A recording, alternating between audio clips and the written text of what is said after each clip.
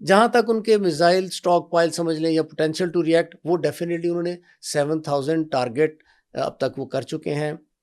Infrastructure समझ लें, बहुत सारा वो क्लेम कर रहे हैं, वो डेफिनेटली डैमेज किया है। बहरिया को कह रहे हैं कि हमने खत्म कर दिया, बहरिया तो किया खत्म भी कर, उन्होंने, उनका किया भी होगा, लेकिन जो उनका सिस्टम है वो इंटैक्ट है। न्यूक्लियर जो है उसके बारे में अभी हमें कोई आइडिया नहीं है, वो खामोशी है, वो क्लेम भी नहीं कर रहे और ईरान भी नहीं कह रहा कीजिए। और जहाँ तक रिजीम चेंज है, जो सबसे बड़ा अल्टीमेट ऑब्जेक्टिव था, उसका तो अब ये तकरीबन क्लियर हो गया है। अभी आपको पता है वाशिंगटन पोस्ट ने एक इंटेलिजेंस असेसमेंट रिपोर्ट जो है वो उन्होंने पब्लिक की, और उनकी जो रिपोर्ट होती है वो ऐसे पब्लिक नहीं कर सकते। तकरीबन 18 एजेंसीज हैं जी जी जिन्होंने ये रिपोर्ट दी है। और उन्होंने कहा है कि जी ईरान का जो रिजीम चेंज है that is not going to happen. तो इसलिए आप समझ लें कि मेरे ख्याल में कि अमेरिका अब तक तकरीबन कोई 70% जो ऑब्जेक्टिव है उसने अचीव करने थे वो नहीं कर सक रहा, 30% अचीव कर सक रहा है with so much money poured into it, के तकरीबन $1 बिलियन कहते जी हर रोज़ अमेरिका का लग रहा है। तो इस हिसाब से तो वो जो उन्होंने अचीव करना था वो नहीं कर सक रहे, और ईरान इज सर्वाइविंग।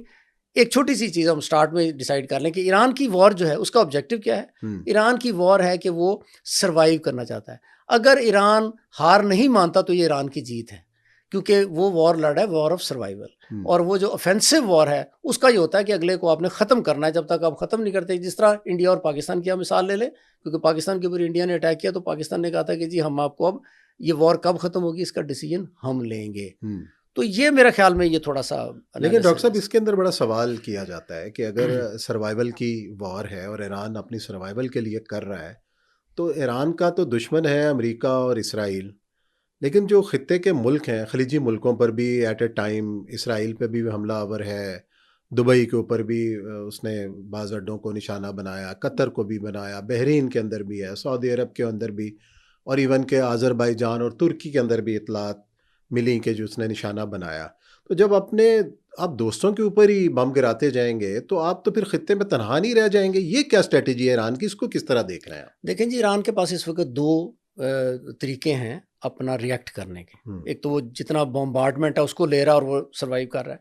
दूसरा, उसके बाद दो तरीके हैं। एक तो उसने ऑलरेडी एक शुरू किया, इकोनॉमिक वॉरफेयर की तरफ वो चला गया, जैसे स्ट्रेट ऑफ हॉर्मुज को उसने करके तो इकोनॉमी का एक क्वेश्चन उसने रेज कर दिया।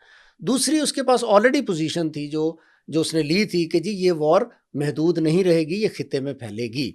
तो पहली तो बात यह है, एक रॉयटर की रिपोर्ट भी आई है जिसमें उन्होंने कहा कि जो ट्रम्प साहब जो थे, he was warned that Iran will expand the war into the region. अब रीजन का मसला क्या है? रीजन का मसला यह है कि देखें बहुत सारे ममालिक हैं वहाँ पे जो ईरान स्पेसिफिक अपनी तरफ से जो स्पेसिफिक अटैक्स कर रहा है वो अमेरिका के उन अड्डों पे कर रहा है जो वहाँ पे मौजूद हैं। They are not attacking the public. तो जो जहाँ से मिसाइल आता है, ये एक इंटरनेशनल रूल भी है। जिस तरह पाकिस्तान इंडिया की वॉर में भी ये हुआ कि पाकिस्तान ने कहा थी जहाँ से हमें मिसाइल आएगा वो जगह पे भी होगा, हम उसको अटैक करेंगे, बिकॉज आप उसको छोड़ नहीं सकते। तो ईरान भी वो कर रहा है। तो अब रीजन में अगर वॉर जाती, रीजनल वॉर की तरफ चली जाती है बात, या इकोनॉमिक वॉर की तरफ जाती है, वही लीवरेज है, वही लीवर है बेसिकली ईरान का कि रिएक्ट कर सके। लेकिन इसमें डॉक्टर साहब एक आज़रबाईजान के ऊपर अटैक होता है, कब्रिस के ऊपर अटैक होता है, सऊदी अरब के अंदर अटैक होता है, ईरान ने कहा कि हमने नहीं किया। ये तो फिर किसने किया? ये कौन सी तीसरी कुव्वत है कि जो ये आके कर रही है और इस खित्ते को मजीद, जो कहते हैं ना कि वो जलती पर तेल छिड़क रही है और ईरान को उसमें इन्वॉल्व कर रही है? तो ये कौन है? ये देखें जी, ये बड़ा क्रिटिकल क्वेश्चन है और इसको इंटरनेशनल लेवल पे एड्रेस होना चाहिए। ईरान को भी चाहिए कि वो इसको रीट्रेट करे अपनी इस डिमांड को, क्योंकि ईरान ने कहा कि जी सऊदी अरब का जो पहला मेरा ख्याल वो उसने कहा जी हमने नहीं किया। अजरबैजान वालों ने कहा जी बिल्कुल हमने नहीं किया। इवन टर्की के बारे में भी देयर इज सम कंट्रोवर्सी कि वो कहते हैं जी हमारा मिसाइल उधर चला गया होगा, लेकिन हमने इंटेंशन हमारी ये नहीं थी। अगर ये इसराइल कर रहा है तो इसराइल क्या कर रहा है? बेसिकली इसराइल इज ट्राइंग के रीजन में इन मुस्लिम ममालिक की आपस में जंग शुरू हो जाए, आपस में टसल शुरू हो जाए और वो डेफिनेटली वो उसकी फेवर में चली जाती है बात। तो ये तो वॉर है, फिर आपको पता है मोहब्बत और जंग में फिर हर चीज़ जायज़ भी होती है। तो अगर इसराइल ये कर रहा है तो इसको ईरान को चाहिए कि उसको एक्सपोज करे, और बाकी मुल्कों को भी चाहिए कि वो इसके ऊपर अपनी तहकीक करके अपनी एक गवर्नमेंट की एक स्टेटमेंट देने का एक तरीका तो वो कहें कि हाँ जी ये इधर से नहीं आया। आजकल जस्ट एक बात आपसे शेयर करना चाहूँगा कि जो टेक्नोलॉजी है वो इतनी प्रिसाइज हो चुकी है कि आप एग्जैक्टली पिन पॉइंट कर सकते हैं कि ये जो चीज़ आई है ये किस मुल्क की बनी हुई है और कहाँ से ये आई है। सही है। तो इसमें थोड़ी सी तहकीक हो जानी चाहिए मेरा ख्याल।